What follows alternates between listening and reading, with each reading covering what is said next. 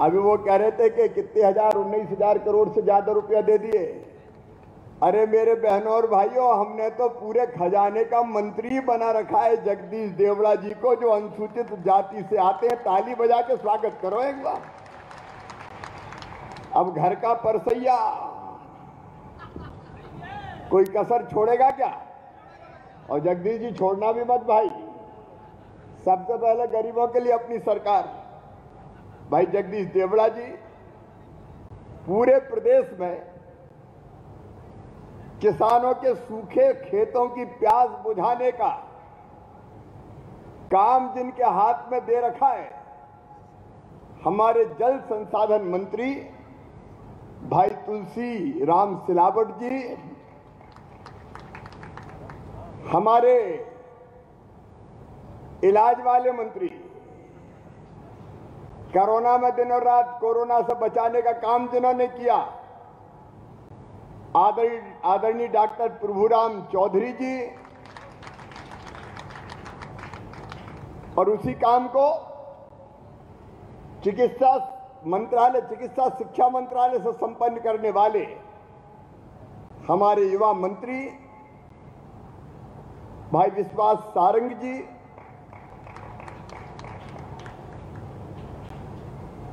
हमारी बहन कृष्णा जी,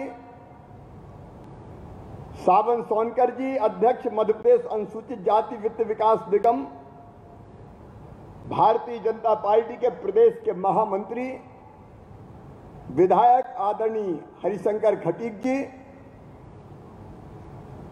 हमारे सभी अधिकारी साथीगण, आदरणीय कैलाश जाटव जी,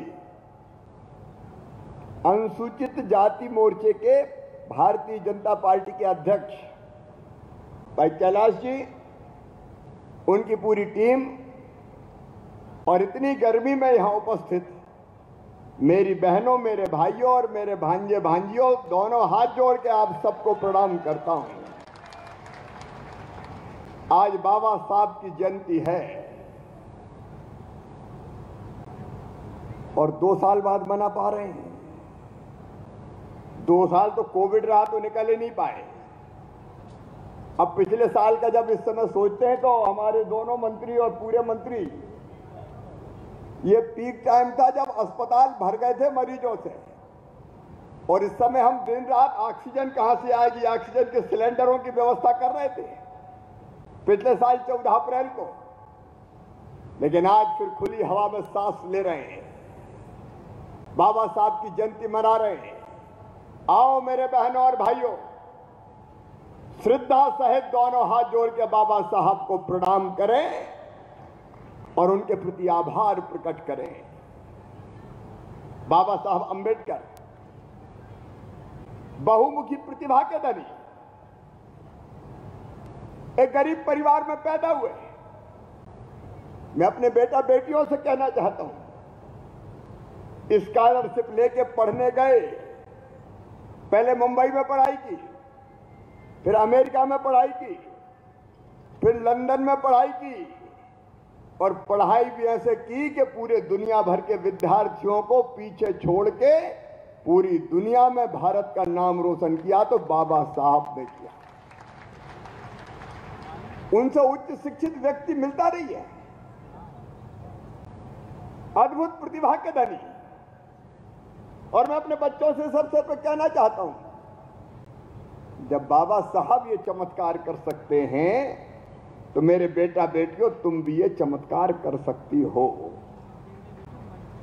हम में से हर एक में क्षमता है, हर एक में प्रतिभा है।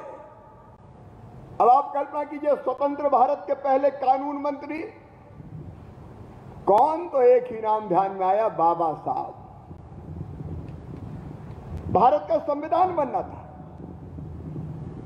बेटा बेटियों, साधारण घटना नहीं है, भारत का संविधान बनना था।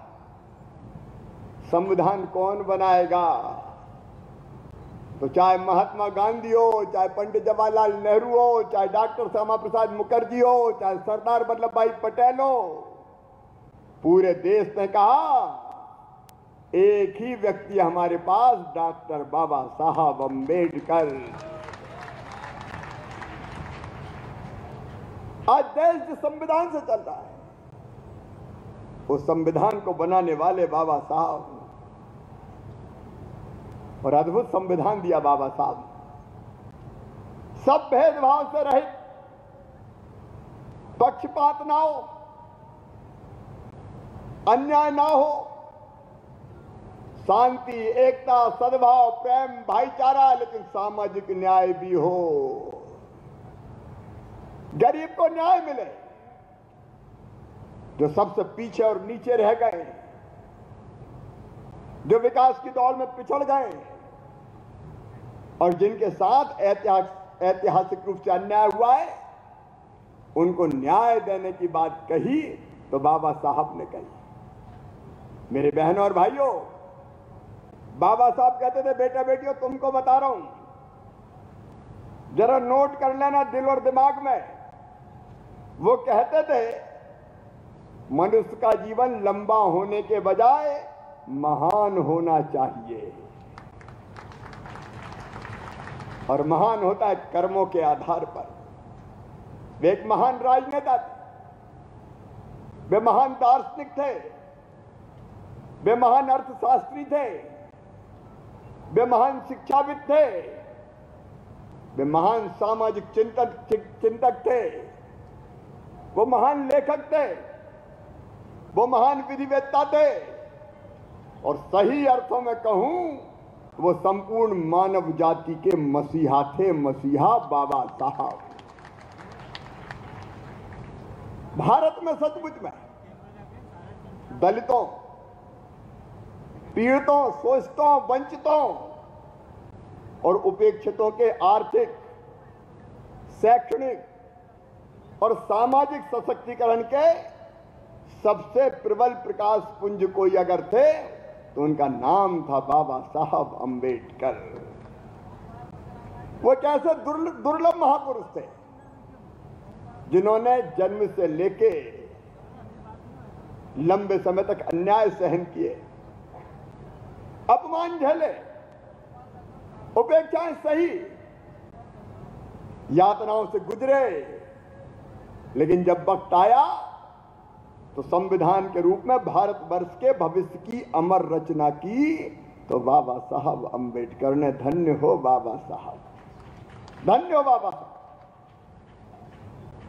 अगर भारत में संविधान में करोड़ों नागरिकों को वोट देने का अधिकार देकर सरकार चुनने का अगर अधिकार किसी ने दिया तो वो थे बाबा साहब अंबेडकर। लेकिन एक बात मन में कलेजे में चुभती है मेरे, जिन बाबा साहब ने संविधान दिया, वोट का अधिकार दिया, उन बाबा साहब को कांग्रेस ने कोशिश ये की कि वो कभी उस अधिकार जो के कारण संसद में चुनाव जीत के ना जा पाए। अगर चुनाव वो ना जीत पाए तो षड्यंत्र का अगर पाप किसी के सर पर है तो वो कांग्रेस पार्टी है। मेरे में हमेशा उनके खिलाफ उम्मीदवार खड़ा किया। ये सारा देश जानता और जान ले कि भारत के लोगों को धर्म, वंश, वर्ण, लिंग, रंग, जाति, भाषा, क्षेत्र के आधार पर विविधता होते हुए भी एकता और समानता का अधिकार किसी ने दिलाया तो वो थे बाबा साहब अंबेडकर। मेरे बहनों और भाइयों, हर भारतवासी को विचार की, अभिव्यक्ति की, विश्वास की, धर्म और उपासना की स्वतंत्रता का अधिकार अगर किसी ने दिलाया तो उनका नाम था डॉक्टर बाबा साहब अंबेडकर। हम सबको गरिमा और गौरव के साथ बंधुतापूर्वक जीने की ताकत अगर किसी ने दिलाई है तो उनका नाम था बाबा साहब अंबेडकर। और अंतिम व्यक्ति के लिए जो सबसे गरीब है उसके लिए सामाजिक, आर्थिक, राजनीतिक न्याय का सपना अगर किसी ने पूरा किया तो उनका नाम था बाबा साहब अंबेडकर। ऐसे बाबा साहब को बारंबार प्रणाम, बारंबार प्रणाम। आज हम उनके चरणों में सिर श्रद्धा के सुमन अर्पित करने इकट्ठा हुए। और मुझे कहते हुए गर्व है कि उनका जन्म हुआ महू में, मध्य प्रदेश की धरती पर वो जन्मे। और उनके जन्म स्थान पर अगर विशाल और भव्य स्मारक बना तो कभी कांग्रेस ने नहीं बनाया, बनाया तो भारतीय जनता पार्टी की सरकार ने बनाया। और आज वहां उनको मैं प्रणाम करके आ रहा हूं, कार्यक्रम संबोधित करके आ रहा हूं। मेरे प्रिय बहनों और भाइयों और बेटे और बेटियों, भारतीय जनता पार्टी की यह सरकार, मेरा साफ कहना है, हमारे प्रधानमंत्री जी ने केवल महू में नहीं, केवल महू में नहीं, चाहे दिल्ली हो, चाहे मुंबई हो जहां अंतिम संस्कार हुआ, चाहे नागपुर हो दीक्षा भूमि, और चाहे लंदन हो, अगर पंच तीर्थ बनाए तो भारत के प्रधानमंत्री श्रीमान नरेंद्र मोदी जी ने बनाए। स्मारक बना हर जगह बाबा साहब की स्मृति में। और आज मैंने तय किया है कि मुख्यमंत्री तीर्थ दर्शन योजना में हम पंच तीर्थों की यात्रा को भी सम्मिलित करेंगे। बाबा साहब अंबेडकर जी के पंच तीर्थ, तो भारत के नव तीर्थ। और केवल इतना ही नहीं, दिल्ली में बैठ के माननीय मोदी जी और यहां प्रदेश की भारतीय जनता पार्टी की सरकार लगातार सामाजिक न्याय देने का काम कर रही है। अभी जगदीश जी बता रहे थे, मेरे बेटा बेटियों, हम सब में क्षमता, प्रतिभा, योग्यता सब है। अगर आगे बढ़ने का समान अवसर बढ़ मिल जाए तो हमारे बच्चे चमत्कार कर सकते हैं। और इसलिए मेरे बेटा बेटियों, एक नहीं, ज्ञानोदय विद्यालय, श्रमोदय विद्यालय, छात्रावास, अब सीएम राइज स्कूल, जिनमें पढ़ाई की व्यवस्था मेरे बच्चों की निःशुल्क होगी, किताबें हो, छात्रावास में रहना हो। अभी जगदीश जी बता रहे तो मैं अपने बच्चों को आश्वस्त करना चाहता हूं कि तुम में क्षमता और प्रतिभा है, मैं कह रहा हूं। तो हमने यह फैसला किया कि केवल देश में नहीं, अगर दुनिया की किसी अच्छी यूनिवर्सिटी में भी एडमिशन होगा तो चाहे फीस 50 लाख रुपया साल भी हो, वो फीस तुम्हारे मम्मी पापा नहीं भरवाएंगे, तुम्हारा मामा भरवाएगा, भारतीय जनता पार्टी की सरकार भरवाएगी। और हमारे 114 बच्चे पढ़ रहे हैं, चाहे मेडिकल कॉलेज में एडमिशन हो, चिन्हित इंजीनियरिंग कॉलेज में एडमिशन हो, आईआईटी में एडमिशन हो, आईआईएम में एडमिशन हो, एनआईटी में एडमिशन हो, नीट के माध्यम से ला यूनिवर्सिटी में एडमिशन हो, सरकारी में हो और चाहे प्राइवेट में हो, तुम तो तैयारी करना मेरे बेटा बेटियों। बाकी फीस भी अब मेडिकल कॉलेज की, प्राइवेट मेडिकल कॉलेज की फीस होती है 7-8 लाख रुपया साल। वो फीस भी मम्मी पापा नहीं, मामा ही भरवाएगा, चिंता मत करना। प्रतियोगी परीक्षाओं की तैयारी के लिए, प्रतिस्पर्धा में अपने आप को खड़ा करने के लिए जो सहयोग चाहिए वो भी प्रदेश की सरकार देगी। फौज में, सेना में, पुलिस में भर्ती के लिए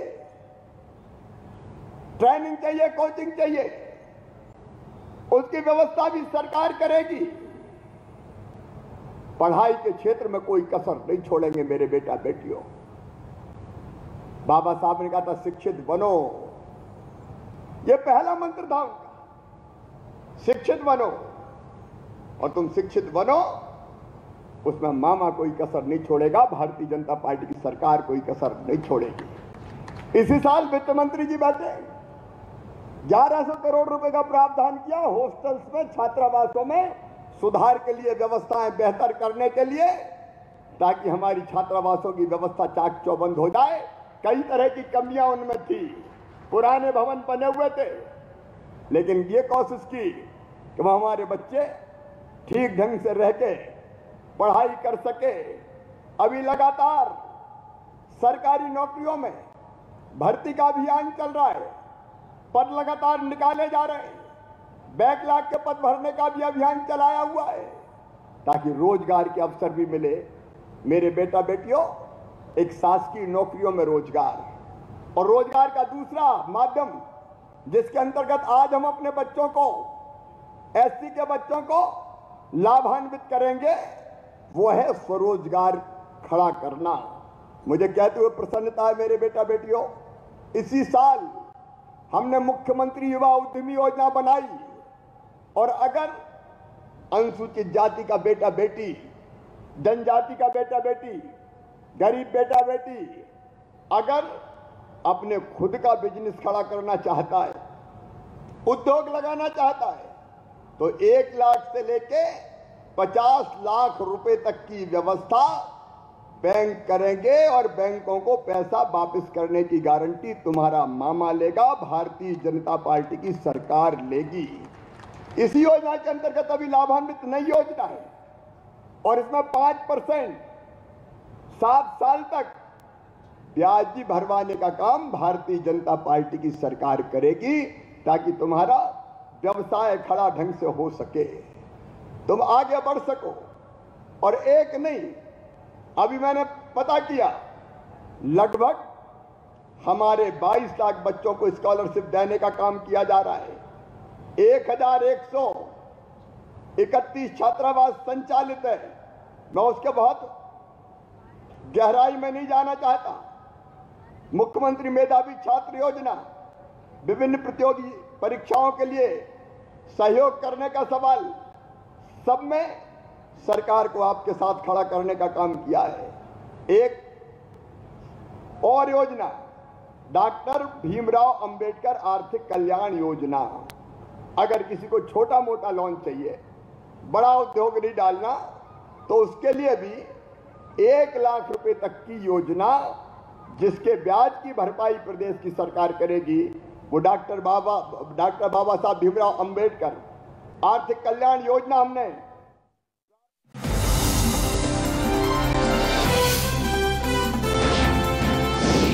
न्यूज़ 24 मध्य प्रदेश छत्तीसगढ़, आपकी बात सच के साथ।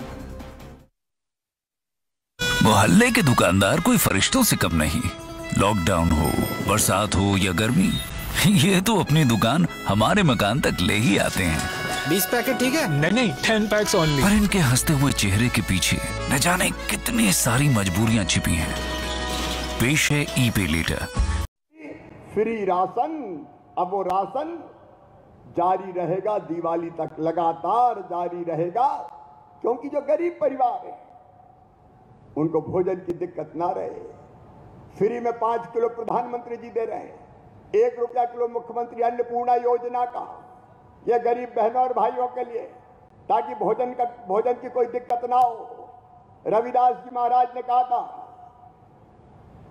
चाहूं ऐसा राज में जहां मिले सभी को अन्न, छोट बड़ सब सम रहे, रविदास रहे प्रसन्न। पहली चीज रोटी की व्यवस्था, और इसलिए ये निःशुल्क राशन अनुसूचित जाति के भाई बहनों से भी करना चाहता हूं, बाकी गरीब भाई बहनों से भी करना चाहता हूं। मध्य प्रदेश में हमने अभियान चलाया हुआ है और आज मैं फिर कह रहा हूं, डॉक्टर बाबा साहब अंबेडकर जी की जयंती पर मेरे गरीब बहनों और भाइयों, प्रधानमंत्री जी का संकल्प है, मध्य प्रदेश की भारतीय जनता पार्टी का संकल्प है, मध्य प्रदेश की धरती में कोई गरीब, अनुसूचित जाति का, जनजाति का, और अपने लोग ज्यादा थे जिनने ये कहा था कि रहने की जगह ही नहीं है रे मामा, तुम इनका रह कहाँ रहे हो? अरे बोले छोटी सी टपरिया है, और बोले कितने रह रहे हैं हम? इनका बताओ। कहने लगे एक जरा सा कमरा और आधा और उसके बगल में, उसमें हम 40 आदमी रह रहे हैं। इनका 40 कैसे? देखो बोले दादाजी की थी, दादाजी के 4 बेटा हो गए, 4 बहुएं आ गई तो 8 हो गए, अब 8 के 4 और है, तो सोच लो कितने हो गए। तो आप बोले रहे कहां? तो बता दो मामा तुम। मैं सच कह रहा हूं, उसी दिन हमने योजना बनाई, और मेरे सब भाई बहन जो यहां बैठे हैं वो भी सुन लें, और जो मुझे टीवी पे सुन रहे हैं वो भी सुन लें। हमने योजना बनाई मुख्यमंत्री भू आवासीय अधिकार योजना, और उस योजना के अंतर्गत सब सुन लें, अगर एक घर में कई लोग रह रहे हैं तो प्रत्येक परिवार को, परिवार का मतलब पति, पत्नी और उसके बच्चे, मतलब एक परिवार। ऐसे में अगर 4 परिवार रह रहे हो एक ही घर में, 4 बहू, 4 बेटा, उनके बेटा बेटी, तो वो एक ही परिवार उसमें रहेगा। 3 को अलग प्लाट काट के रहने की जमीन का पट्टा दिया जाएगा, और वो पट्टा सरकारी जमीन हो तो सरकारी जमीन पे देंगे। अभी आपको पता है माफियाओं से कितनी जमीन छुड़ाई है हमने। बुलडोजर चल रहे हैं, चल रहा है कि नहीं चल रहा है? अरे बताओ, चल रहा है कि नहीं चल रहा है? ये बुलडोजर चला चला के 21,000 एकड़ जमीन छुड़ाई है हमने माफियाओं से, गुंडों से। कितने एकड़ छुड़ाई है? मैं फिर बता रहा हूं, 21,000 एकड़। कितनी छुड़ाई है? और सुनो रे मेरे बहनों और भाइयों, ये 21,000 एकड़ गरीबों को बांट दी जाएगी। बड़े बड़े गुंडों ने, दबंगों ने कब्जा कर रखा था। ये सोच लिया था अपने बाप का ही राज है। अब ये सब दफन किए जा रहे हैं। गरीब को उसका हक देंगे, इस पर गरीब को उसका अधिकार देंगे। पोर्टल बन गया है, आवेदन आएंगे, परीक्षण करेंगे। अरे भगवान ने इतना अधिकार तो दिया है, और बाबा साहब ने भी दिया है कि इतनी जमीन का टुकड़ा तो सबके पास हो रहे कि जिसमें अपने बच्चों के लिए घर बना कर रह सके। अभी तक अन्याय होता रहता कांग्रेस की सरकारों में। अब यह अधिकार देके मालिक बनाने का अभियान हम चला रहे हैं। बड़ा बंगला ना हो, छोटा सा तो घर हो, जहां गरीब भी चैन से रह सके, उसके बच्चों के चेहरे पर भी, होठों पर भी मुस्कुराहट आ सके। यही सामाजिक न्याय है मेरे बहनों और भाइयों। और इसलिए यह तय कर रहे हैं मेरी बहनों, गांव-गांव में स्वयं सहायता समूह हम बना रहे हैं। कई बहनें भी गरीब परिवारों से, जिसमें अनुसूचित जाति की बहनें बहुत बड़ी संख्या में, समूह बना के बैंक लिंकेज दिला रहे हैं। अलग अलग चीजें हमारी बहनें बना रही है। बहनें दीदी कैफे चला रही है, बहनें साड़ियां बना रही है, बहनें स्कूल की ड्रेस सिल रही है, बहनें खेल खिलौने बना रही है, अलग अलग चीजें बना रही है, अलग अलग चीजें बना रही है। मेरी कोशिश है मेरी बहनों कि हर गरीब बहन की आमदनी कम से कम 10,000 रुपया महीना होनी चाहिए। और कई बहनों की हुई है। तेजी से आजीविका मिशन के साथ जुड़ो मेरी बहनों, ताकि हम गरीबी दूर कर सकें। हम केवल गरीब रहने के लिए पैदा नहीं हुए, अगर इस धरती पर आए हैं तो अपने परिश्रम और सरकार की योजनाओं के माध्यम से हम भी अच्छा जीवन जिएंगे। वो दिन लाने के लिए भारतीय जनता पार्टी, जिसकी बात बाबा साहब ने कही थी। और मेरे बहनों और भाइयों, इलाज की व्यवस्था, आप जानते हैं अगर बीमार हो जाए तो हालत क्या होती है। आयुष्मान भारत योजना प्रधानमंत्री जी ने बनाई, और उस योजना के अंतर्गत इस बात का प्रावधान है कि अगर कोई बीमार होता है, आयुष्मान कार्डधारी, मतलब गरीब, अनुसूचित जाति जनजाति, अन्य गरीब भाई बहन, तो सरकारी अस्पताल में तो इलाज हो गई, लेकिन 5 लाख रुपए तक का जरूरत पड़ी तो प्राइवेट अस्पताल में भी इलाज फ्री में करवा के दिया जाएगा, ताकि धन्नू कल्ला पन्नू डल्ला मन्ना भी ढंग से इलाज करवा पाए। रोटी, कपड़ा, मकान, पढ़ाई, दवाई और रोजगार का अभियान जो बाबा साहब ने कहा था, भारतीय जनता पार्टी की सरकार पूरी शिद्दत के साथ, गंभीरता के साथ पूरा करने का प्रयास कर रही है। इसमें कसर नहीं छोड़ेंगे। जिंदगी बदलना है आपकी।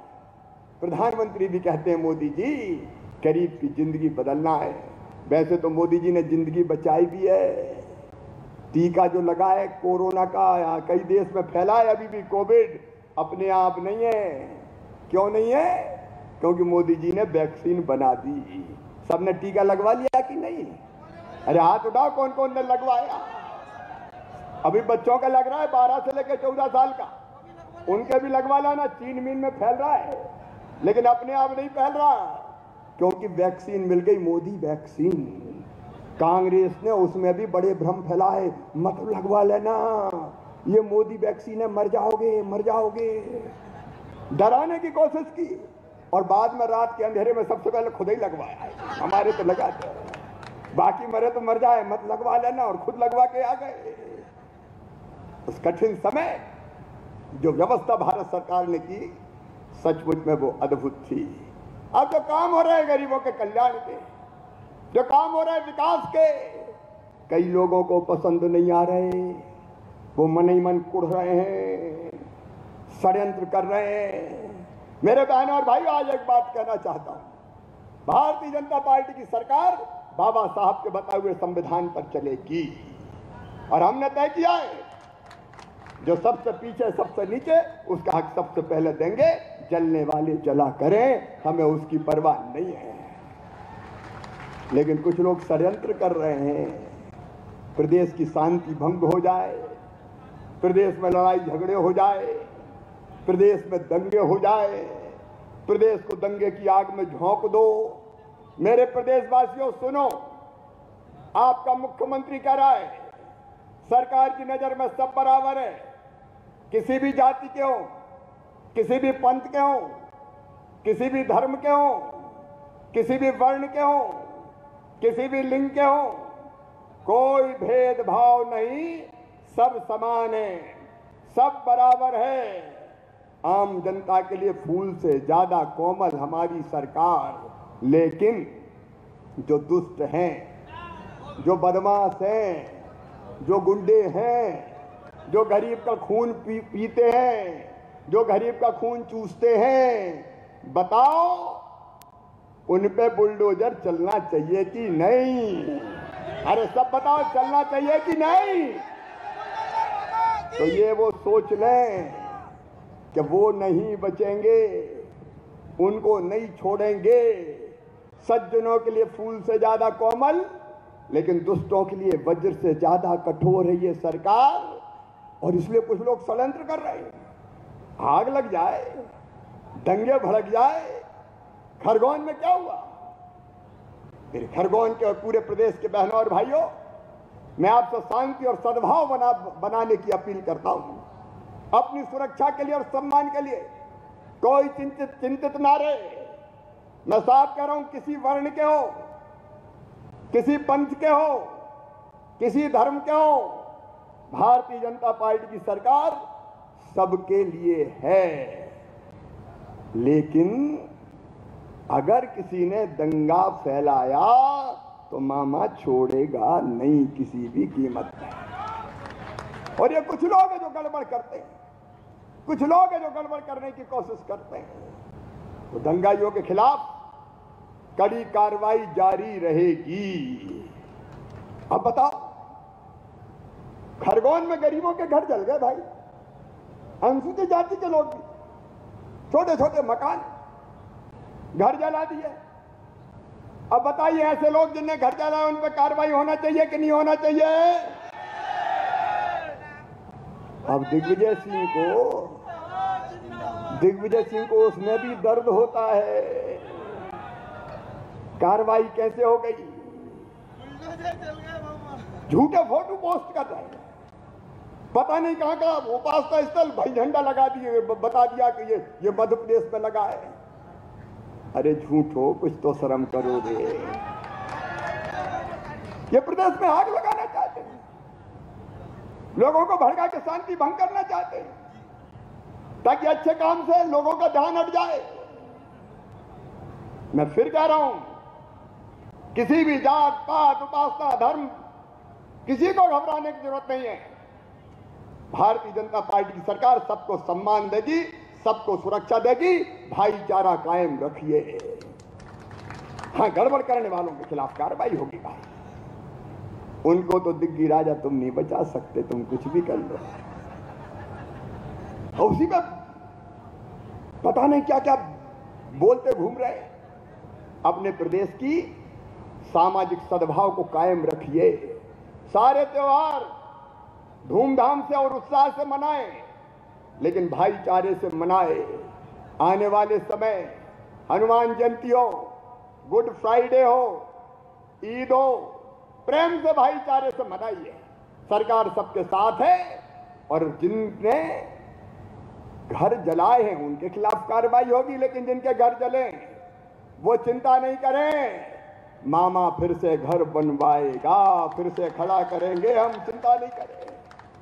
अभी तो हम करेंगे, लेकिन बाद में जिनने जलाए हैं उनसे ही वसूल करूंगा, छोड़ूंगा नहीं।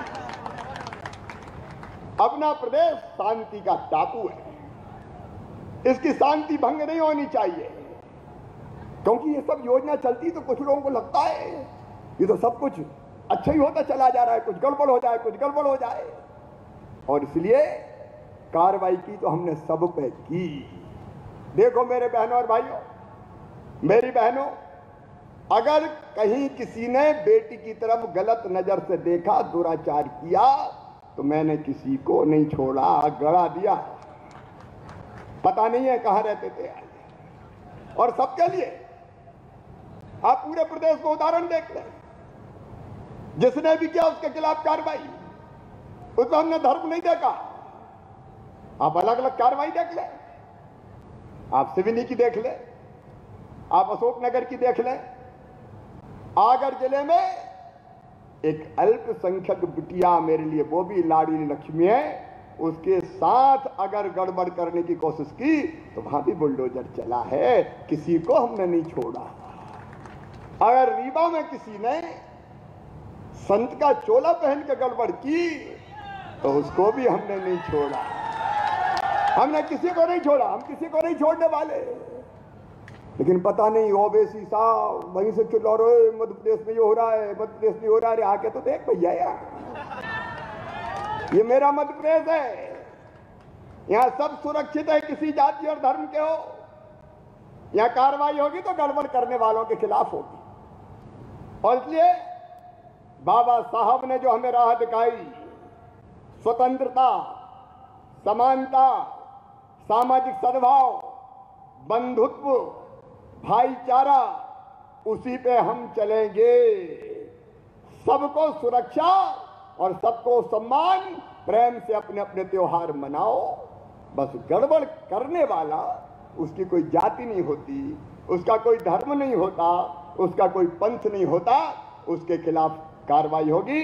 आगे बढ़ो मेरे बहनों और भाइयों, हम सब मिलकर आगे बढ़े। भारतीय जनता पार्टी की सरकार, ये मामा सबके संग है। सास की योजनाओं का लाभ उठाएं और अपने परिवार कैसे सुखी रहे इसकी चिंता करें। मैं बाबा साहब के रास्ते पर चलकर प्रधानमंत्री जी भी और मध्य प्रदेश का मुख्यमंत्री और भारतीय जनता पार्टी की सरकार आपकी जिंदगी बदलने का प्रयास करेगी। मैं एक बार फिर से बाबा साहब अंबेडकर के चरणों में प्रणाम करता हूं। बाबा साहब, आपने जो राह दिखाई है उसी पे चलते चलेंगे।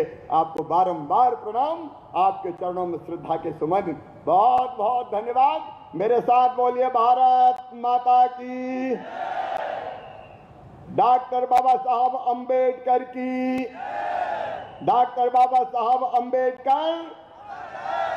अरे जोर से जरा, इतनी जल्दी क्या है जाने की। बाबा साहब अमर रहे।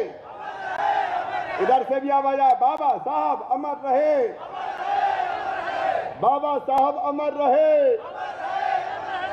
जय भीम। अब कुछ योजनाओं का लाभ जो अनुसूचित जाति के बेटा बेटियों के लिए प्रारंभ कर रहे हैं, उनका लाभ यहाँ दिया जाए। धन्यवाद। बहुत बहुत धन्यवाद माननीय मुख्यमंत्री जी। अब आपसे विनम्र आग्रह है कि आप अपने कर कमलों से, अपने हाथों से कुछ जन कल्याणकारी योजनाओं को यहाँ जारी करें। सबसे पहले अत्याचार निवारण अधिनियम POA के तहत ऑनलाइन स्वीकृति की प्रक्रिया का MP टास्क पर सिंगल क्लिक से शुभारंभ के लिए आपसे विनम्र आग्रह। रिमोट के जरिए सिंगल क्लिक से आप MP टास्क पर परियोजना को जारी करें। अनुसूचित जाति कल्याण विभाग द्वारा क्रियान्वित अत्याचार निवारण अधिनियम योजना का क्रियान्वयन वर्तमान में ऑफलाइन तरीके से हो रहा है। इस योजना के संचालन में पारदर्शिता लाने के लिए विभिन्न गतिविधियों और प्रक्रियाओं का कंप्यूटरीकरण कर एमपी टास्क परियोजना के अंतर्गत इसे गो लाइव किया जा रहा है। एमपी टास्क पोर्टल पर इस योजना के रोल आउट होने पर प्रदेश के अनुसूचित जाति एवं जनजाति वर्ग के हितग्राहियों को शासन की योजनाओं के अंतर्गत राहत राशि और अधिक सुगमता से सीधे उनके बैंक खाते में डीबीटी के माध्यम से तुरंत प्रदाय की जाएगी। थाना में प्रकरण दर्ज होने के पश्चात संबंधित जिला अधिकारी द्वारा एमपी टास्क पोर्टल पर प्रकरण पंजीकृत किया जाएगा। इस पंजीयन के दौरान पीड़ित से संबंधित जानकारियां, प्रकरण की धाराओं एवं एफआईआर की जानकारी दर्ज की जाएगी। पंजीकरण के उपरांत इस प्रकरण की रियल टाइम मॉनिटरिंग की जाएगी और पीड़ित को उसके बैंक खाते में राहत राशि का प्रदाय अतिशीघ्र सुनिश्चित कर लिया जाएगा। मुख्यमंत्री उद्यम क्रांति योजना के हितग्राहियों को स्वीकृति के आदेश के लिए माननीय मुख्यमंत्री जी से अब विनम्र आग्रह। मुख्यमंत्री उद्यम क्रांति योजना के तहत संत रविदास स्वरोजगार योजना के जरिए 3 अनुसूचित जाति के युवाओं को स्वीकृति के आदेश माननीय मुख्यमंत्री जी प्रदान कर रहे हैं। इनमें सबसे पहले श्री सूर्य पवार, आप भोपाल से हैं और फुटवेयर शॉप यानी जूते की दुकान डालने के लिए 20 लाख रुपए की लागत से अपना व्यवसाय शुरू करना चाहते थे। आपको 20 लाख रुपए की स्वीकृत राशि का स्वीकृति पत्र माननीय मुख्यमंत्री जी दे रहे हैं। ये राशि श्री सूर्य पवार जी को प्राप्त हो रही है। दूसरे हैं आइसक्रीम पार्लर के लिए श्री अतुल कुमार बंजारी जी। 17 लाख रुपए से आप आइसक्रीम पार्लर डालना चाहते हैं, जिसके लिए 8 लाख रुपए की स्वीकृत राशि माननीय मुख्यमंत्री जी श्री अतुल कुमार बंजारी जी को प्रदान कर रहे हैं, इसका स्वीकृति आदेश।